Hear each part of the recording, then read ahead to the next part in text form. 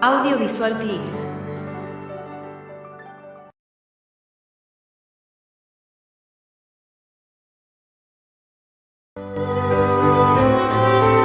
Hablaremos esta noche sobre el Templo de Jerusalén. El rey David fue un gran rey por distintos motivos. Él reunió la función real con la función sacerdotal, creó una capital nacional y una capital religiosa que fue Jerusalén, y a pesar de su perversidad ocasional, era un hombre de profundo sentimiento religioso. Hemos contado algunas historias no hace mucho. También tenía cualidades artísticas. Según la tradición, el rey David era músico, poeta y salmista sin ese al final.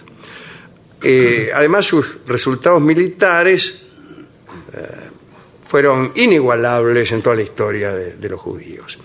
En Jerusalén realizó construcciones de gran importancia. Además, trajo el arca, que era la reliquia más preciosa que poseían los israelitas, y la depositó en su propia ciudad.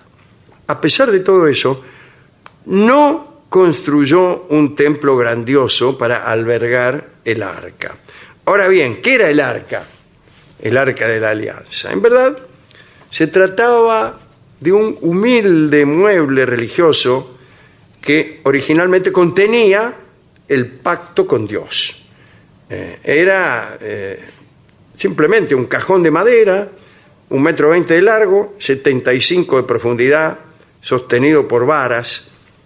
No era un objeto del culto que mereciera veneración. Sin embargo, los israelitas asignaban cualidades divinas a las palabras de Dios, de modo que como allí se guardaban las palabras, en cierto modo, Dios vivía en el arca.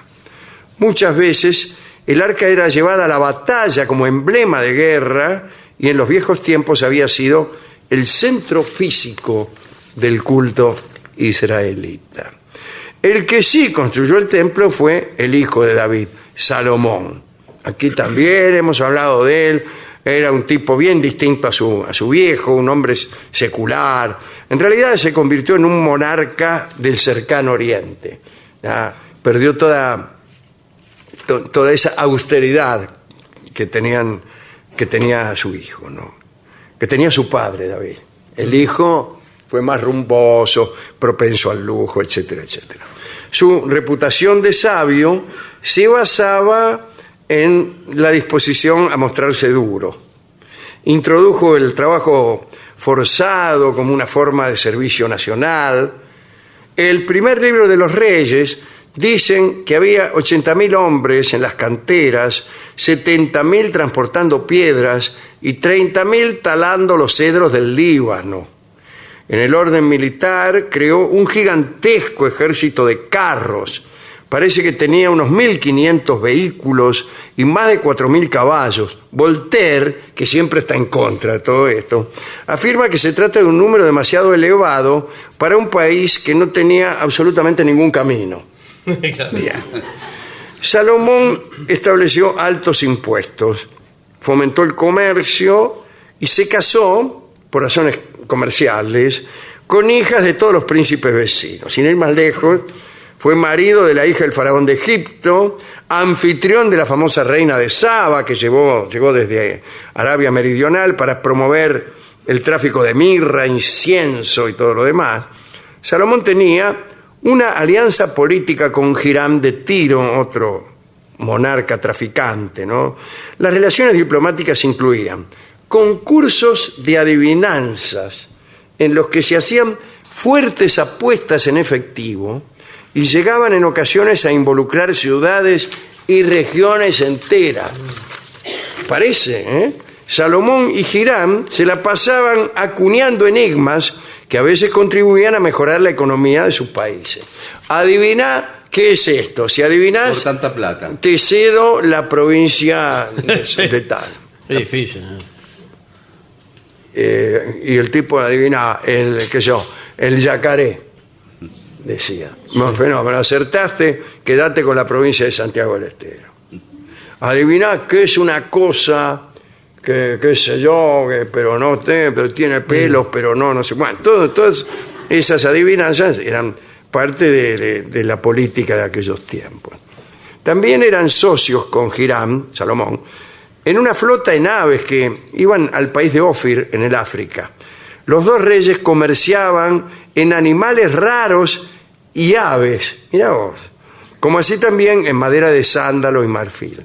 Bueno, este hombre, Hiram, o incluso por ahí está hablando de Salomón, vendedor de armas, poeta, administrador de una justicia que se complacía en el capricho y la paradoja, ese habla de Salomón. Fue el que construyó el templo, ¿no? Hoy nada queda de aquel templo de Jerusalén, que fue sumergido bajo el enorme templo que más tarde erigió Herodes el Grande. O sea que ese fue el primer templo, ¿no? El edificio no se parecía en nada al estilo de los israelitas. Parece que los albañiles y los artesanos eran de Fenicia. 2 pilares de bronce, cada uno de 12 metros de altura, protegían un altar revestido en oro. Bueno, todo estaba fenómeno. Pero el templo de Salomón fue demolido junto con gran parte de la ciudad por las tropas de Nabucodonosor, y el rey, junto con toda Jerusalén, sus príncipes, hombres fuertes y todos sus artesanos y herreros, fueron llevados, como se sabe, a Babilonia, ¿no? Se quedaron en lo que quedó de Jerusalén los más pobres del país. Y el templo fue edificado nuevamente por Herodes el Grande, que era el rey de la degollación de los inocentes. Ese, ¿no? El tipo que dejaba de degüéllenlo a todos para matar a uno solo, ¿no? Es evidente que Herodes se atuvo al modelo de Salomón, pero era un templo mucho más grande, enorme.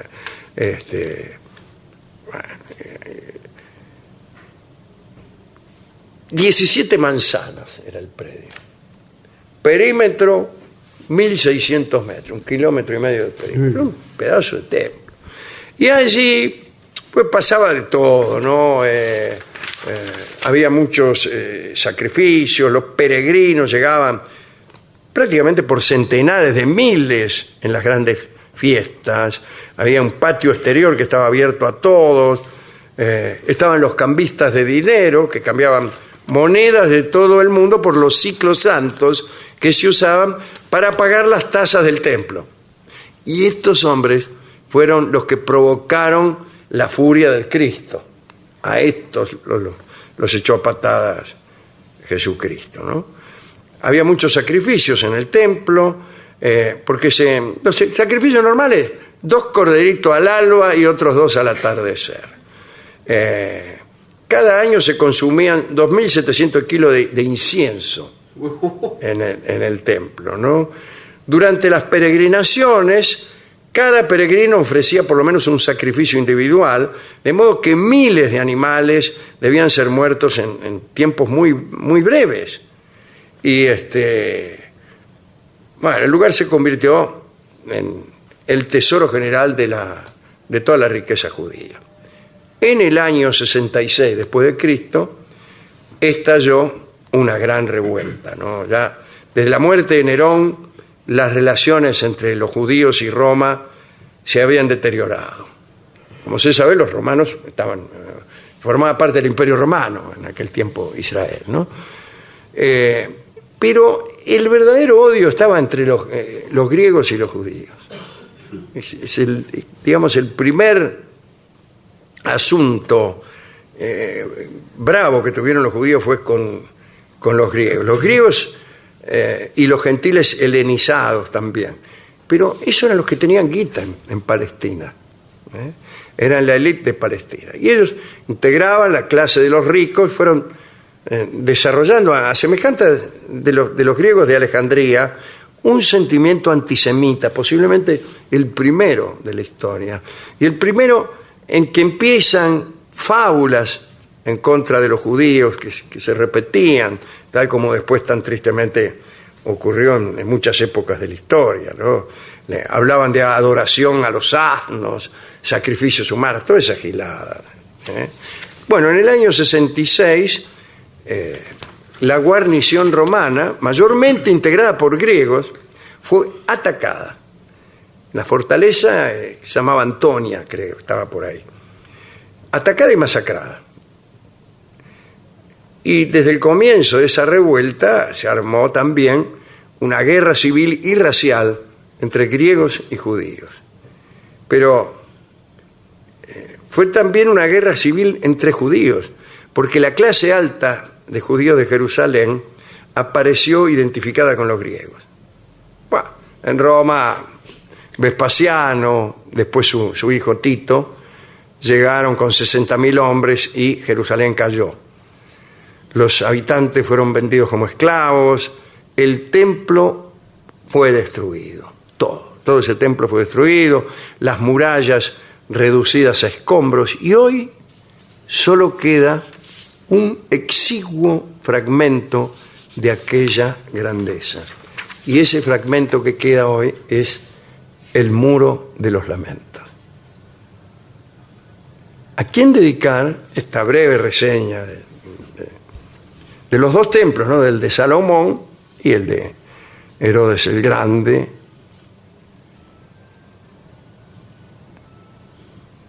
Bueno, a todos los que nos conocen, a los constructores, a los que iban ahí a peregrinar, y a dar vueltas y a mostrar su fe. Y hemos buscado, ¿no?, en la discoteca. Qué difícil para encontrar muy una canción. difícil. Hay pocos tangos sobre el Templo de Jerusalén. Sí, directamente muy pocos así. tangos. Nunca ha sido un tema muy popular. Hasta que encontramos uno. ¿Encontró un Es tango? un vals que se llama Caserón de Texas, Bueno, que no, bien mirada su letra sí. se refiere al Templo de Jerusalén. No sé. Pero dice barrio de Belgrano o algo así. ¿Por qué lo dice? ¿Por qué? Evidentemente usted sabe que ha habido mucha persecución para disimular, Bueno, puede ser. para quedar bien incluso con el comisario. Sí, bueno, medio indirecto. Es un poco indirecto, hay que admitirlo. Sí. Pero vamos a escuchar a Libertad Lamarque cantar este hermoso vals dedicado a todos los feligreses que han estado, estarán o están en este momento en el Templo de Jerusalén o en sus alrededores. Adelante.